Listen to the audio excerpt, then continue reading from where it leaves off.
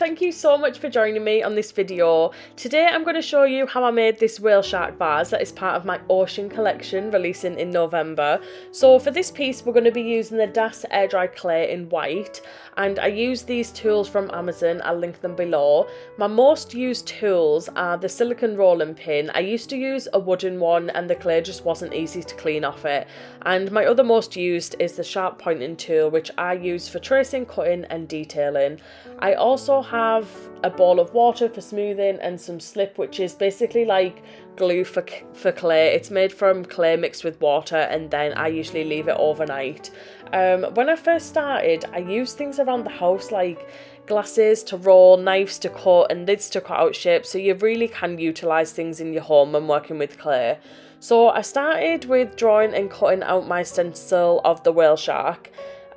This works for whatever you're choosing to make. I use a lot of cookie cutters, and I find if I can't find what I want, or I want something unique, then I'll draw it and cut it out to make a template to use on the clay. When it comes to what I like to work on when actually rolling out the clay, I used to use baking paper, and I found that it just like moved around too much. It caused like kinks in the clay, and it took longer to dry as well. So I switched to using these wooden boards, which I found in the craft store, and I only got 2 of them at the time, and now they don't sell them anymore. So I do need to source some more of these like unfinished wood, just because I just find it really nice to work on, and they do dry so much quicker, the pieces on this wood as well. So I'm just going to start by rolling out the clay. I obviously don't use anything, as you can see, to kind of measure it, make sure it's all the same length. I kind of just do it by eye, which isn't great. I do need to get like the 2 little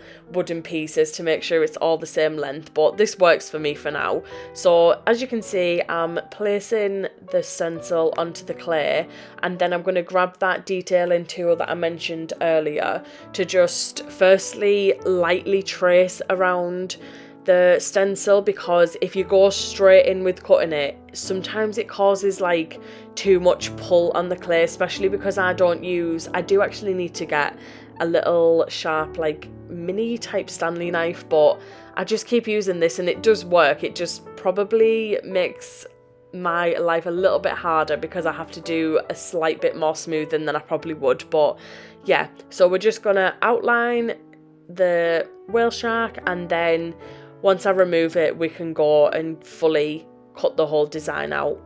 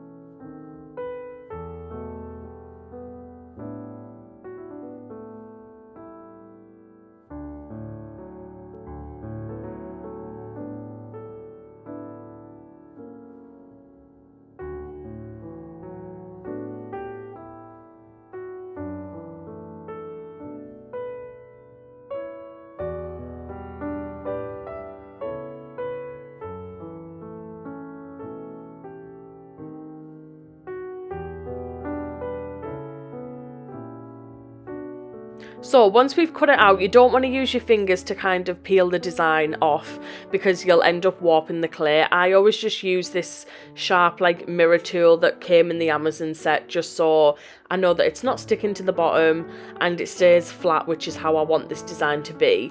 So I'm gonna grab the water and smooth all the edges out, all them like chunks of clay that you can see. We're gonna smooth all them out.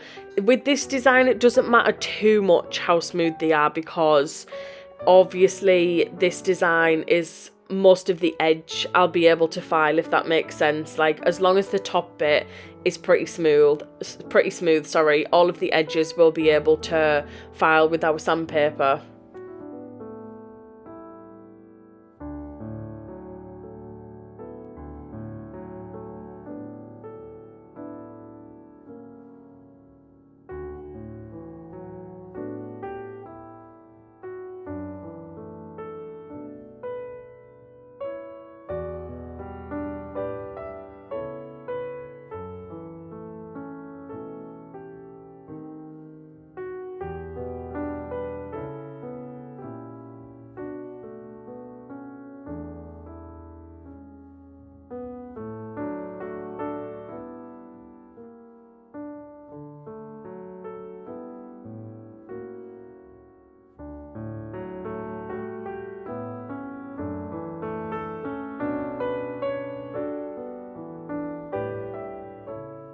Next up, we're going to make the little fins, so I'm just going to cut these out freehand, a bigger one and then a smaller one, and then we're going to use the coiling method, which is basically rolled out tiny little sausages that go around, and then the bottom bit attaches to the actual whale shark and then the top bit attaches to the fin.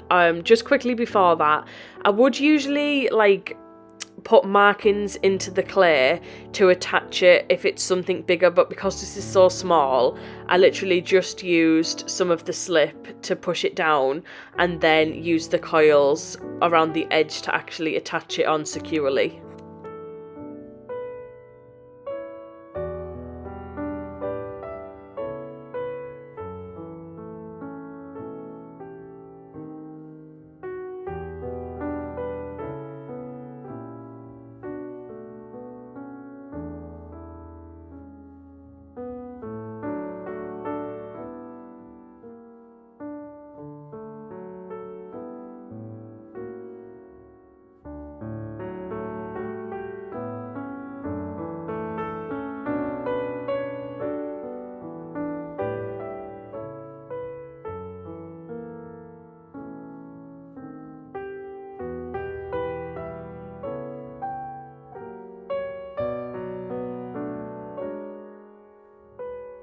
My final thing to say is that when using clay, your fingers are literally your best friend. They're better than any tool that you'll be able to find, and nothing will smooth things out and make things kind of all come together like your hands can. So yeah, as you can see, this is the little whale shark. He's all ready. If you find that you've got too much water on, you can always just tap it with a slight bit of tissue or something like that, because you'll be able to sand any fibres off.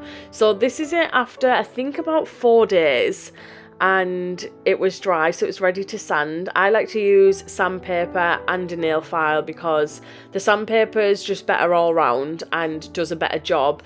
However, the nail file is better to get into like the little places that you can't maybe reach with the sandpaper.